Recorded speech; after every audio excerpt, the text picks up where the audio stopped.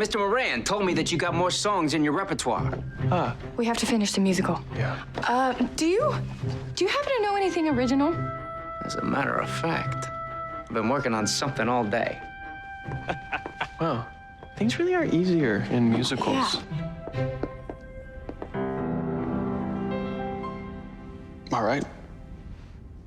At times like these, when life is getting me down, and the world seems like it's gonna end, ship, there's at least one power that we both still have, and that's the power of Friendship.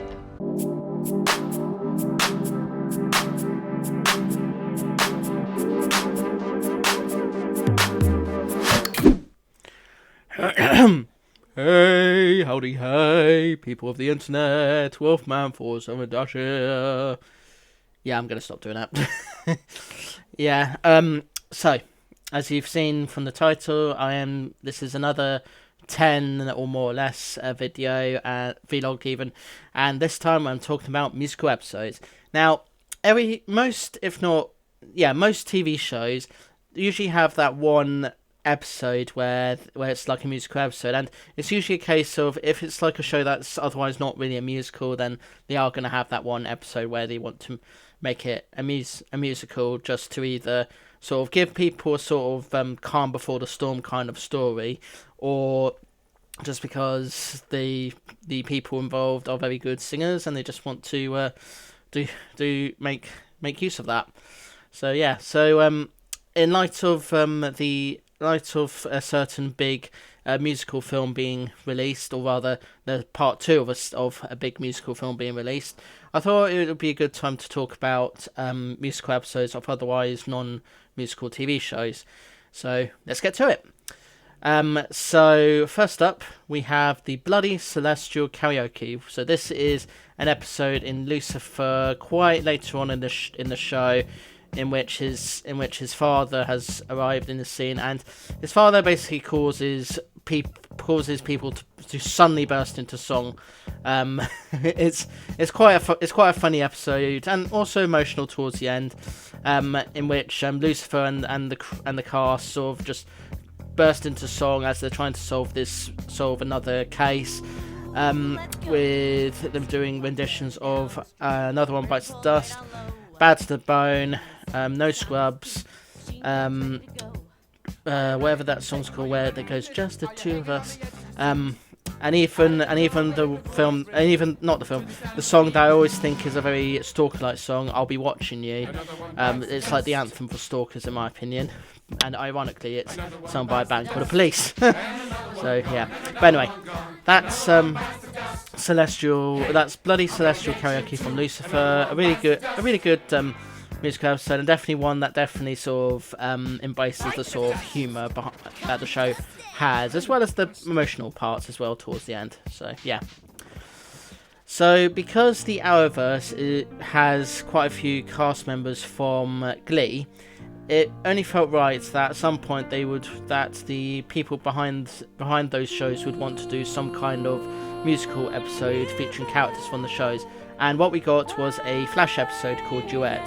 So this Flash episode is primarily a crossover between the Flash and Supergirl, but also features characters from other Arrowverse things, including Arrow and Legends of Tomorrow and others as well. So in this episode, leading up to the episode, both Barry Allen and Kara are going through a breakup, or sort of are a bit uncertain about their futures with their respective partners. And then this guy from Supergirl's universe arrives in the Flash's universe and drags them both into a sort of jazzy 60s kind of scene, in which all the cast burst into song, and it's pretty much a mix of cast members from Flash, Supergirl, Arrow, and Legends of Tomorrow, all singing their hearts out to all sorts of different songs, songs that are quite well known already, and then a few originals as well.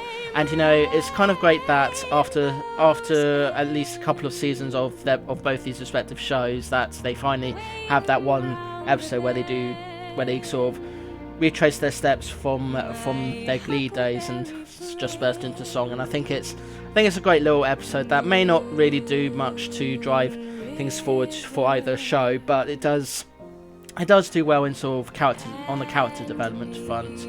And also John Bowman singing, and everyone knows that John Bowman's a great singer, so yeah.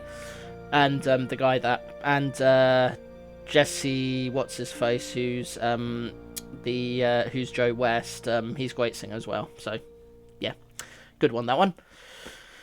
So Once Upon a Time is well known for being that show that kind of does sort of has characters from Disney's big archive and some characters from folklore be dragged into the real world with sort of lore and everything.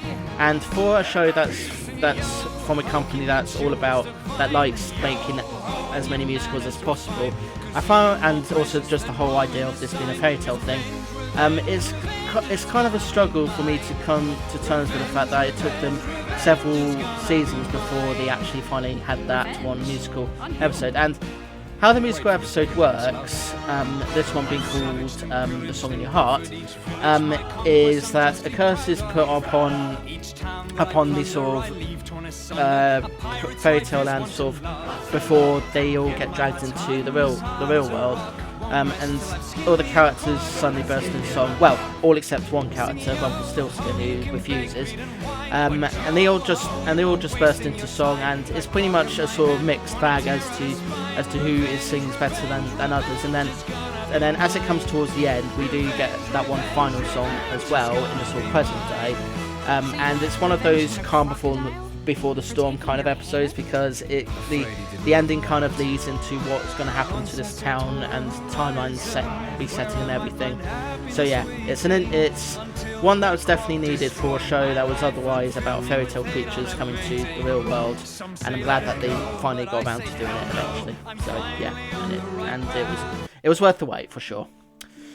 So next we have once more a feeling from Buffy the Vampire Slayer. Now, putting aside the sort of issues I have around Joss Whedon being involved with Joss Whedon and just how his behaviour has been behind the scenes, Buffy the Vampire Slayer was eventually going to get its own musical episode, because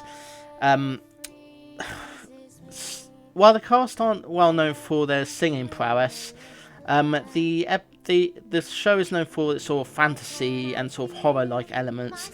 So, and because of how cheesy and ridiculous some of those are, it didn't surprise me when I binge watched this during COVID that it would eventually have its own musical episode. And the musical episode is pretty good.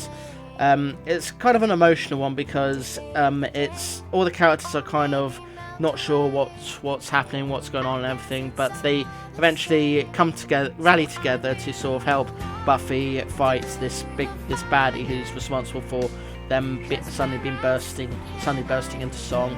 And it's good. It's good fun, that one. Going into animation territory now, just double check. Yep, going to animation territory now. Next we have The Devil's Hands Are Idle Playthings from Futurama. So, in this episode of Futurama, Fry is learning to play this flute-like thing, but does terribly, and he eventually decides to swap his hands with the Devil's Hands. The robot devil being probably the most well-known character in that show to be voiced by Homer Simpson himself, Dan Castellaneta, or whatever his name is, and while it's not really treated as a musical episode, the musical numbers in the episode are quite beloved and well known. I think it's like only the one, maybe two in there, but it's good fun. It's very funny as it's expected to be, and also has some heart to it as well, because all Fry wanted to do was learn to play the flute to impress Leela, and he got that chance to do that, and then he had to make the ultimate sacrifice. So ultimately it's a fun episode, but also a very emotional one as well. in terms of what Fry's trying to do in the episode. So yeah. Of course, Star Trek would eventually have its own musical episode, and although they have had musical episodes in previous shows, I decided to go with the more recent one, Subspace Rhapsody, because I actually remember that one better than I did with the Deep Space Nine one. Bearing in mind that, in my opinion, Deep Space Nine is not the best Star Trek show, and I think Strangely Worlds is a much better show, but that's just me. So in this one, the crew go to this part of the galaxy where they suddenly burst into song, and they're trying to figure out how to stop bursting into song. And it's once again one of those calm before the storm episodes, because the following episode leads up to the finale of that particular season. And from what I remember of it, it's quite a fun episode, especially because it came not long after the crossover between it and Lower Decks. So of course they would just continue the sort of silly side of it, and Star Trek may be well known for its logic and realism in terms of space travel, but it does embrace the silly side of it as well.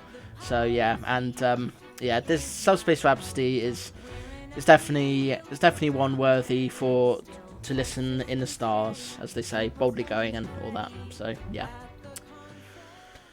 So during the time when Codename Kids Next Door was on Cartoon Network, every season usually had this one episode that was considered an art episode, and the reason I say art is because the episode itself just sort of doesn't really do that sort of traditional Codename Kids Next Door thing where they are fighting a bad adult villain or whatever.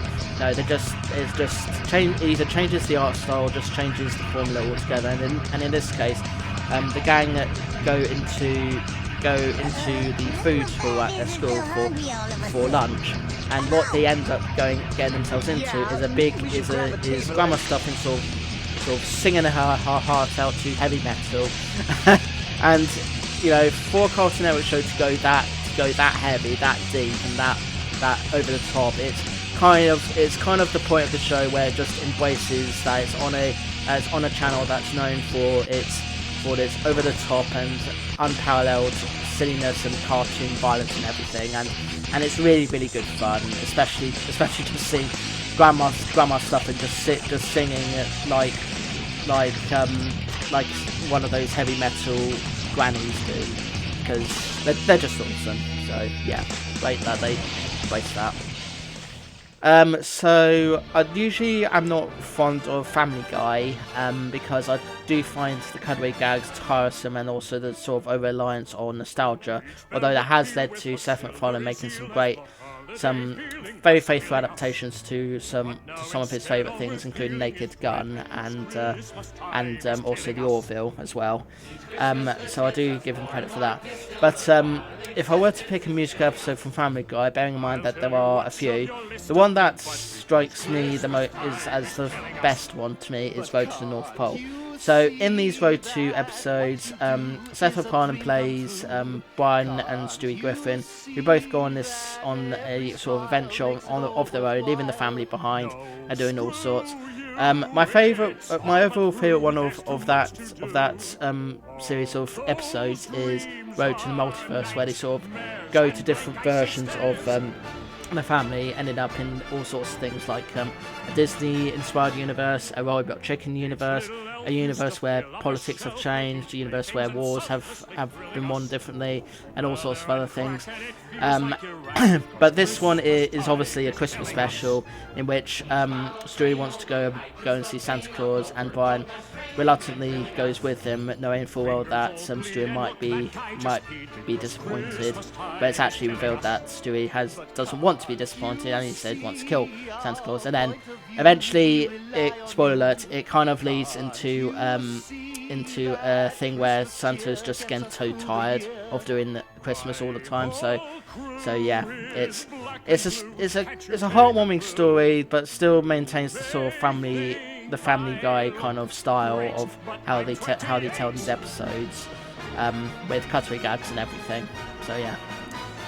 Now the next two shows, I just couldn't pick a musical episode out of each one because they're both really good. So I'm just gonna bring up numbers 9 and 10 as Riverdale and The Simpsons. Obviously, as we all know, Riverdale is well known for being a darker adaptation of the Archie comics, but usually almost every single season has at least one musical episode inspired by a very popular and well-known musical film or show from that features high schoolers. So we've had one of Carrie, we've had one of Hedwig something. There was a Heathers one as well. And what I think is great about the Riverdale ones is that the cast are very attractive and very popular and everything, and they've spent much of the show sort of showing how talented they really are, and it kind of shows when they start singing all these musical numbers. Even in episodes that aren't even musical episodes, they do sometimes sing one song in them as well. And as for The Simpsons, they've had tons of episodes where they've had musical numbers, and sometimes the episodes themselves aren't actually musicals, it's just they have that one musical number that everyone remembers, or they have more than one musical number, and that show, even though it's still going to this day, it's had a lot of Grammys, and most of those have been for their original songs, and I think Riverdale may have had similar acclaim as well, but they are what they are. So that's just 10 plus extra musical episodes of otherwise non-musical TV shows. They do come out of nowhere, they do appear randomly, but sometimes they are needed to sort of act as filler before you get to that crucial part of an otherwise much bigger story, because sometimes when you get so invested in a story that you do have to have that sort of break before you get to that crucial part of the story. And if these sort of musical episodes are nothing but filler, then most of these musical episodes may sound pointless to some, but not to me, because I feel that they're necessary. I feel that when you get so invested in a show, you do need that headspace, you do need that time to process what's going on and everything, and that's what these musical episodes do. They sort of give you something fun to watch, something to do and everything, and I do enjoy them. So yeah. But anyway, that's what I've got to say about musical episodes of otherwise non-musical shows. I know there's like loads and loads of them out there, but these are just 10 plus of them, ones that I've seen that I really, really like. So love to hear what you guys think about these musical episodes, and also if you've got your own favourites as well, what you like, what you don't like about them and everything. So yeah, sound off in the comments below as always. But other than that, thanks so much for watching. Like, share, comment and subscribe if you can, please. Those of you that are new to the channel, I do vlogs like this every or most Thursdays, talk about all sorts of different topics that are interesting to me. Monday and Tuesdays I play a long game and do a series of videos of that long game with a part released every Monday and Tuesday, and I alternate between 4 games usually. Every Wednesday I do a let's play video of a random game that I've decided to pick. Some of them games that I've played previously, others that are completely brand new to me and all that. So yeah, and rest of the week I do videos with friends, reviews, hauls, rants on live, gameplay compilation videos, funny shorts, and loads more. See you in the next one. Peace to you all, and remember to embrace musicals, enjoy musicals, and if you find musicals too annoying, well, that's your choice. I'm not your dad or anything. You have every right to choose if you like to embrace these musical episodes or not. But just remember, they do have a reason to exist. Sometimes it may just be for filler. Other times it may just be because something big is about to happen, and you just need that sort of break to sort of have time to process and everything with a bit of a fun episode. So yeah, all right, toodles.